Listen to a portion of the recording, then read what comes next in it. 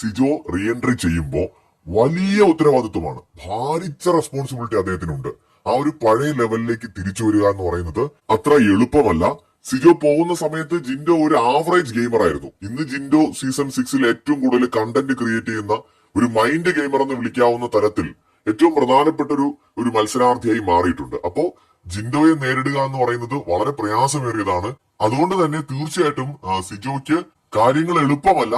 ഇപ്പോ ജിൻഡോയെ സപ്പോർട്ട് ചെയ്യുന്ന ഓഡിയൻസിന്റെ പിന്തുണ നേടിയെടുക്കുക എന്ന് പറയുന്നത് അത്ര എളുപ്പമായിരിക്കില്ല. പക്ഷേ എല്ലാ ടാലന്റും ഉള്ള ഒരു മത്സരാർത്ഥിയാണ്. നമുക്ക് നോക്കാം ഓഡിയൻസിനെ എങ്ങനെയാണ് സിജോ അദ്ദേഹത്തിൽ ഇംപ്രസ് ചെയ്യിക്കാനായിട്ട് പോകുന്നതെന്ന്. ഒരു വലിയ ടാസ്ക് തന്നെയായിരിക്കും സിജോയുടെ മുന്നിൽ ഉണ്ടാവുക. കാരണം കാര്യങ്ങൾ ഒട്ടും എളുപ്പമല്ല. ഇത്രയും ദിവസം, അതായത് 40 ദിവസം പിന്നിടുകയാണ് സീസൺ തുടങ്ങിയിട്ട്. അപ്പൊ സ്വാഭാവികമായിട്ട് ചില മത്സരാർത്ഥികൾ സീസണിൽ കൃത്യമായും ഒരു സ്ഥാനം കണ്ടെത്തിയിട്ടുണ്ട്. അവർ അവരുടേതായ ഒരു ഗെയിം അല്ലെങ്കിൽ അവരുടെ ടാലന്റ് മാർക്ക് ചെയ്യിച്ചിട്ടുണ്ട്.